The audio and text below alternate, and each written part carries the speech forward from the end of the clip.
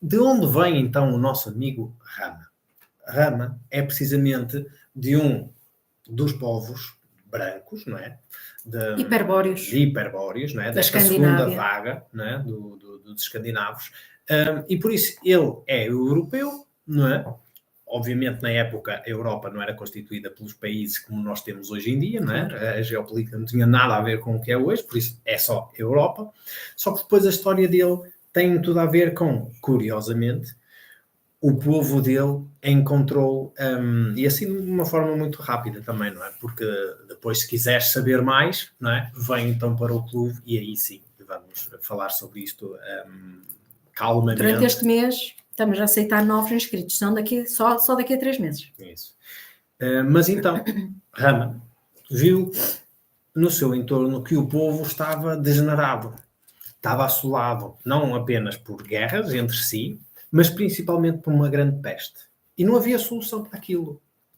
Então o que ele fez foi, a tristeza dele era tão profunda que ele precisou de se resguardar daquilo. Mas ele era um iniciado já, ele era muito evoluído. Sim. Não é? Ele viajou para o sul. Viajou para onde? Para a África. Para o povo dos negros. E lá ele foi aprender as grandes iniciações, não é? A doutrina secreta, não é? Com os negros. Para depois então voltar. E voltou. E voltar com uma nova visão sobre a vida. Não aquela visão que existia muito na Escandinávia. Na Escandinávia, naquele grupo, não é? Da cultura celta, não é? Que havia na época, em que era o quê? Era muito... Celtas primitivos. Sim, e era muito dos druidas, não é?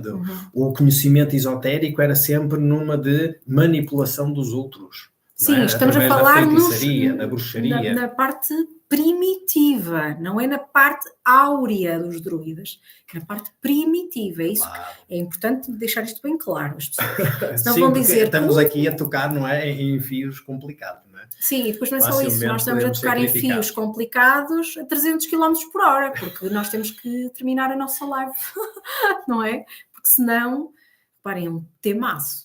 Isto dava 4 ou 5, só que nós gostamos sempre de comprimir isso. Sim. E então é curioso, porque aqui a grande epopeia do nosso amigo Rama começa precisamente aí. É que com o conhecimento que ele trouxe lá das suas iniciações nos negros, não é? Em África, na raça negra, ele conseguiu curar ou trazer uma cura para a peste não é? Do seu povo na Europa. E a partir daí é que começa a sua grande jornada para aquilo que ele se tornou depois, não é? Que é a grande história do Ramayana. Do Ramayana, que é uma aventura, não é? Uma epopeia que nós conhecemos a partir dos Vedas, não exatamente a partir dos Vedas, mas a partir da cultura védica. Sim, exatamente. Não é? Porque foi escrito por um poeta, e ele, Valmiki, e esse poeta, que era indiano, ele escreveu uma grande história sobre um herói chamado Rama, que é o Ramayana, e muitas pessoas tendem a pensar que aquilo deve ser interpretado do ponto de vista simbólico. E eu tentei fazê-lo. Há alguns aspectos simbólicos, sim, mas é a mesma coisa que a história de Cristo. Nós podemos entender a história de Cristo do ponto de vista simbólico, que no fundo, se tu olhares a história de Cristo, tu vês, ok, primeiro ele foi ali, depois fez aquilo, depois aconteceu aquilo e aconteceu aquilo. No fundo, tu estás a ver que são as 4 iniciações. Ou seja, este é o itinerário iniciático. Ok, a vida dele foi histórica ou foi simbólica? E tu dizes, foi histórica, porque historicamente, factualmente, para ser real, para cumprir o destino, tem forçosamente que ser iniciático e, portanto, também tem de ser simbólico. Ou seja, tem que exercer o itinerário simbólico. Então, tu olhas para a vida de Cristo e dizes, eu tenho que ter uma vida igual, entre aspas, a nível das iniciações. Tem que cumprir esse itinerário. Sim, mas por interpretar do ponto de vista simbólico, significa que ele não houve na realidade? Não, ele houve. Só que a vida dele foi factualmente, historicamente, simbólica. Portanto, sim, ele é o símbolo, a vida dele é um símbolo, é exatamente isso. Então, a vida de todos estes avatares são exatamente assim, são históricas, aconteceram factualmente, mas elas descrevem o itinerário da salvação, descrevem o itinerário da iniciação. Sentido, não é? Exatamente. O material, que é histórico, e o espiritual, que é iniciático. Exatamente. Aliás, como a vida de Jesus, não é? Que nós conhecemos o Jesus de Nazaré, não é? O Jesus Cristo.